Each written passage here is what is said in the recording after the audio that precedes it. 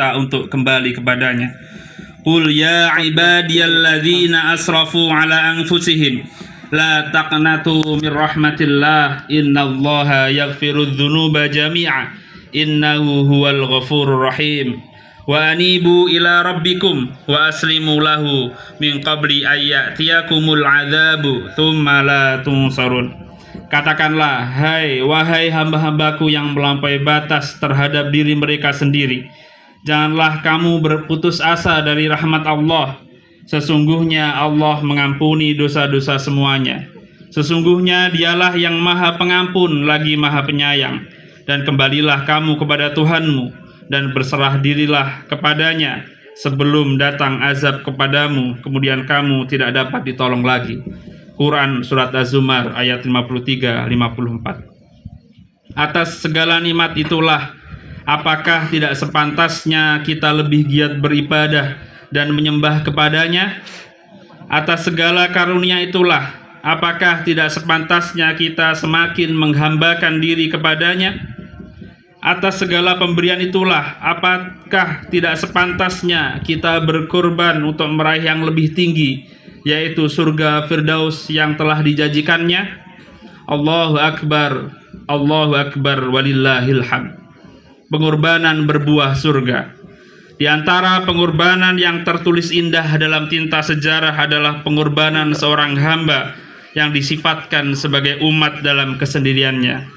Inna Ibrahima kana ummatan qanitatan lillahi hanifa wa lam yakun minal musyrikin. Sesungguhnya Ibrahim adalah seorang umat. Quran Surat An-Nahl ayat 120. Diangkat menjadi kekasih Allah, Khalilullah, bapak semua nabi dan rasul, Nabiullah Ibrahim alaihissalam, begitu pula putranya Ismail alaihissalam. Keduanya mengajarkan kepada kita arti pengorbanan yang sebenarnya. Pengorbanan dalam melawan hawa nafsu serta ajakan setan demi meraih keridhaan Tuhan yang berbuah surga. Sejarah mengisahkan betapa hati beliau pilu berpuluh-puluh tahun lamanya sampai beliau menginjak usia senja memohon kepada Allah seorang anak. Kepiluan seorang hamba yang terbisikkan dan tertumpahkan dalam doa-doa tulus. Bisikan lirih namun menembus 7 lapis langit. Rabbi habli minas sholihin. Ya Tuhanku, anugerahkanlah kepadaku seorang anak yang termasuk orang-orang yang saleh. Quran As-Saffat ayat 100. Akhirnya Allah, Tuhan yang Maha mendengar, mengabulkan permohonan hambanya. Dia membuktikan kekuasaannya ketika seluruh manusia menganggap bahwa sebuah kemustahilan beliau akan memiliki keturunan dengan usia beliau dan istri yang telah senja. Namun tiada yang mustahil bagi Zat yang Maha berkehendak. Lahirlah seorang bayi pelipur lara penyejuk jiwa, Ismail, yang di kemudian hari diangkat menjadi seorang nabi yang mulia. Ujian pengorbanan Ibrahim belumlah berhenti. Datanglah titah ilahi dalam mimpi, yang mana mimpi seorang nabi adalah hak, wahyu dari Allah. Perintah untuk menyembelih putra kesayangannya Ismail. Wahai anakku, sesungguhnya aku melihat dalam mimpi bahwa aku menyembelihmu. Maka pikirkanlah apa pendapatmu. Tanya Nabi Ibrahim sebagaimana tertera dalam Quran Surat As-Saffat ayat 102. Ismail pun menjawab, wahai ayahku, kerjakanlah apa yang diperintahkan kepadamu. Insya Allah engkau akan mendapatiku termasuk orang-orang yang sabar. Anak yang lama dinanti, bertahun-tahun dipinta dalam doa, dan di usia yang sudah senja setelah lahir, Allah pun menyuruh beliau untuk menyembelihnya. Semuanya itu dilakukan oleh Ibrahim dan putranya. Bisikan jiwa, godaan setan runtuh berhadapan dengan kekokohan iman dan rasa cinta pada Sang Pencipta, pemilik langit dan bumi. Dan akhirnya Allah Subhanahu wa Ta'ala mengganti Ismail dengan seekor domba hibas. Dengan segala pengorbanan itulah nama beliau diabadikan dalam kitab yang paling mulia, Al-Quranul Karim, yang terus dibaca hingga akhir zaman, bahkan menjadi qudwah bagi sekalian alam. Qad kanat lakum uswatun hasanatun fi Ibrahim. Sungguh pada diri Ibrahim terdapat suri tauladan yang mulia. Quran surat Al-Mumtahanah ayat 4. Allahu Akbar walillahil hamd. Pengorbanan berbuah surga. Kisah pengorbanan pun terus terurang dari hamba-hamba yang soleh. Di suatu malam, Aisyah radhiyallahu anha terharu melihat kaki Rasulullah yang bengkak karena qiyam sepanjang malam. Dengan penuh iba beliau bertanya, "Ya Rasulullah, buat apa engkau sampai seperti ini?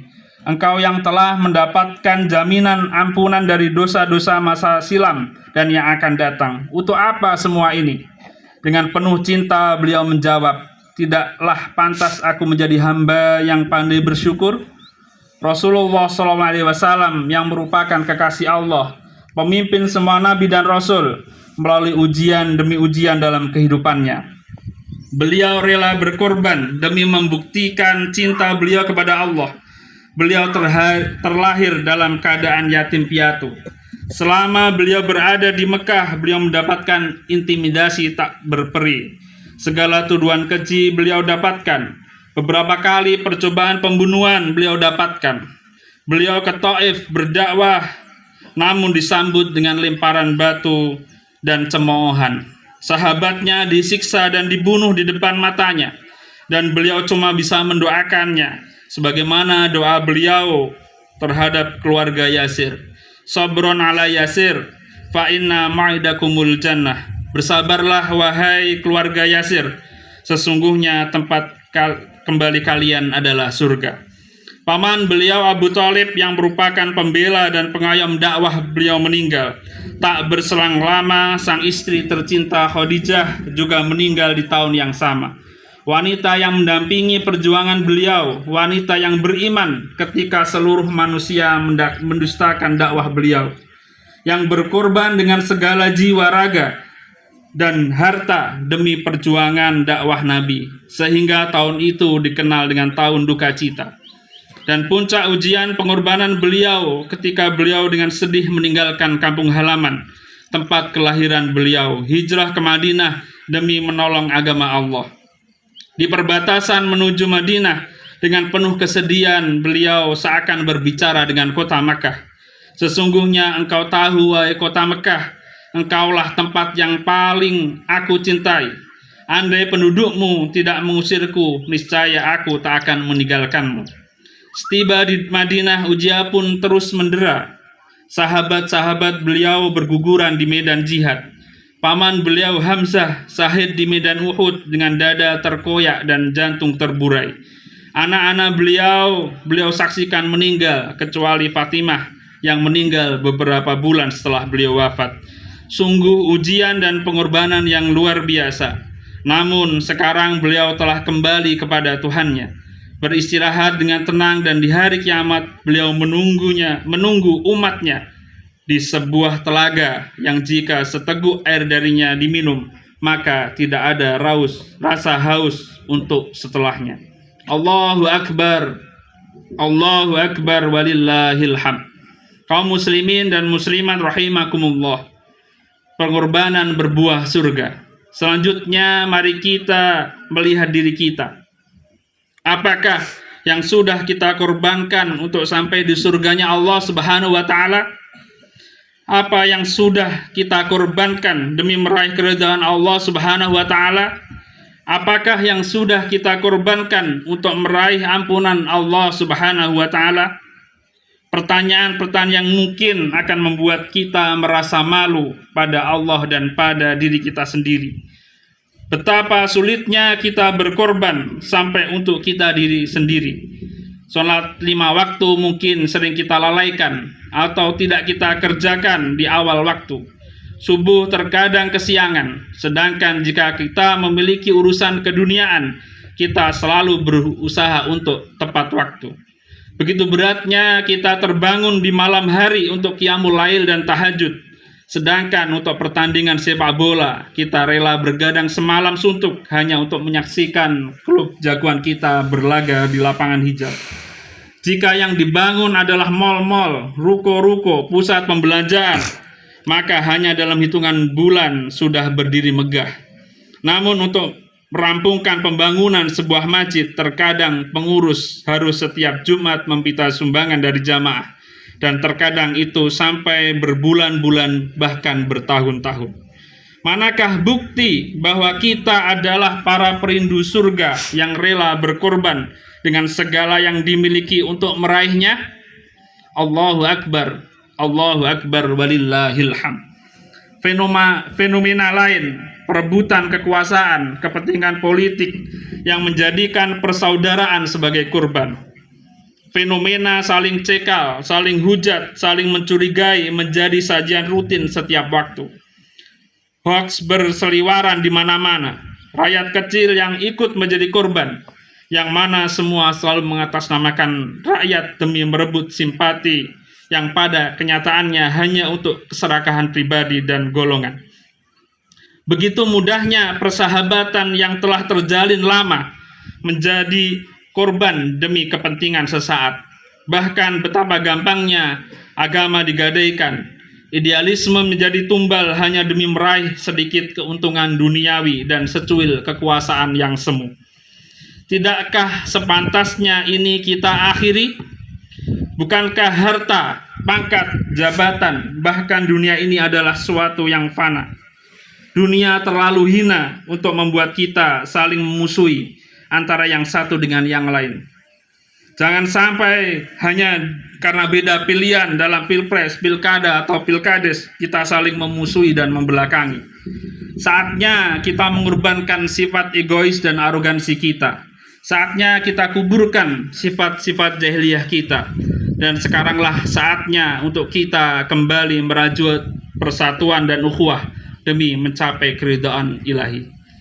Semoga Allah senantiasa memberi petunjuk kepada kita kepada jalan-jalan kebenaran dan keistiqomahan, dan menjaga kita dari segala fitnah dan ujian, baik yang tersembunyi maupun yang tampak. Amin ya rabbal alamin. Akhirnya di penghujung khutbah ini, marilah kita berdoa seraya mengerahkan jiwa, memohon kepada yang maha memiliki segalanya, dan semoga ibadah kurban yang kita laksanakan pada tahun ini diterima di sisi Allah Subhanahu wa taala. Amin. Innallaha wa malaikatahu yusholluna 'alan nabi ya ayyuhalladzina amanu shallu 'alaihi wa sallimu taslima. Rabbana ighfir lana wa li ikhwanina alladzina sabaquna bil iman wala taj'al fi qulubina ghillan lil ladzina amanu rabbana innaka raufur rahim. Rabbana ighfir lana dzunubana wa israfana fi amrina wa tsabbit aqdamana wansurna 'alal qaumil kafirin.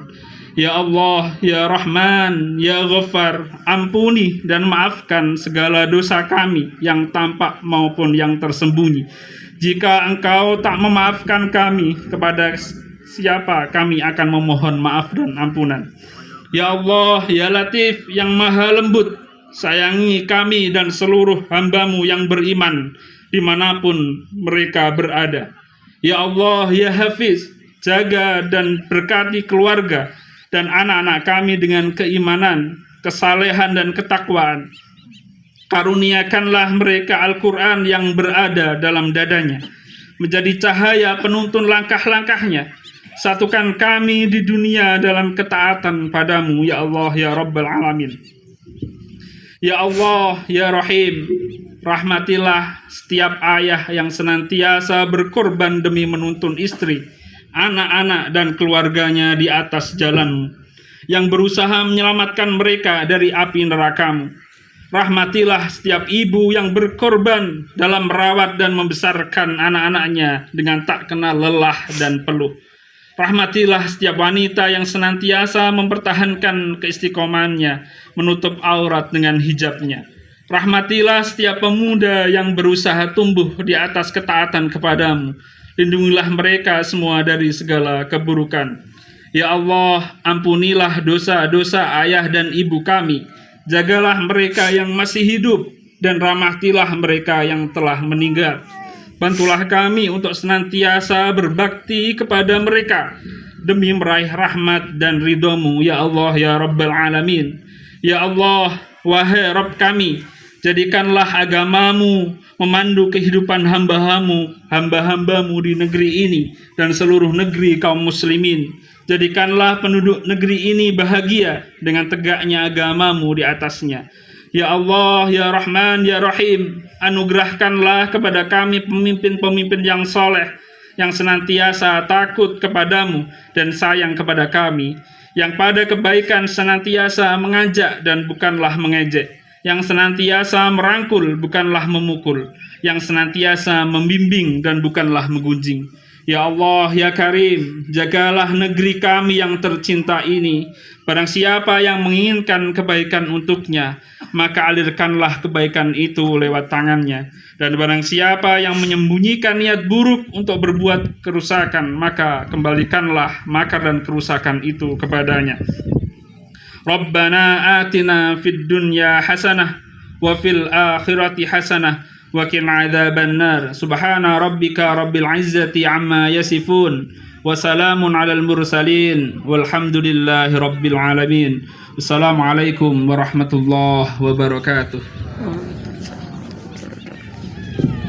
Dimohon untuk jamaah kita, untuk merajut ukhuwah Islamiyah, kita saling berjabat tangan.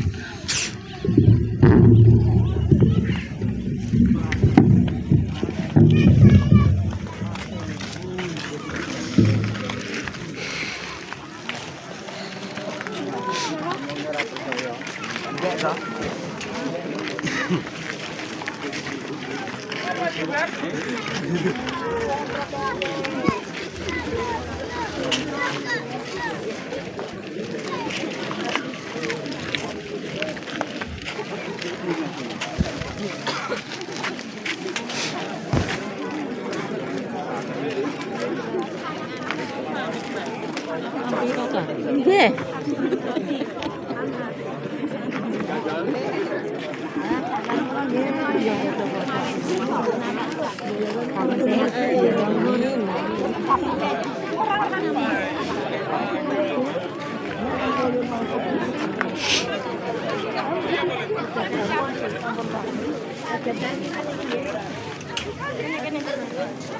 Wes tah be.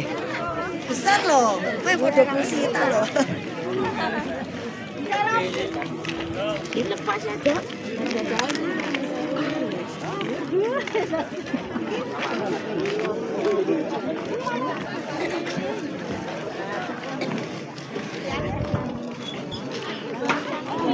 Lipat.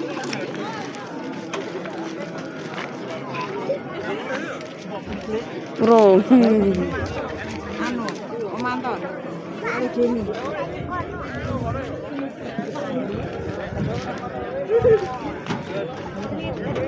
Gak di sekarang tuh. Iya, kapan? Sali. Alis, ayo. Dapat air enggak, Oh? Minum airnya. Di bawah. Boleh enggak? Naik mobil sama boleh ya? Mbah ini. Ayo, Po.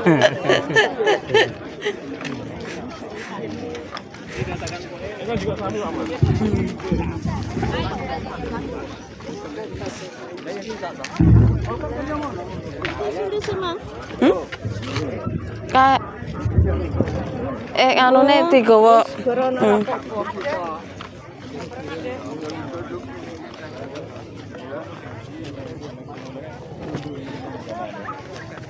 Kita pulang ke rumah.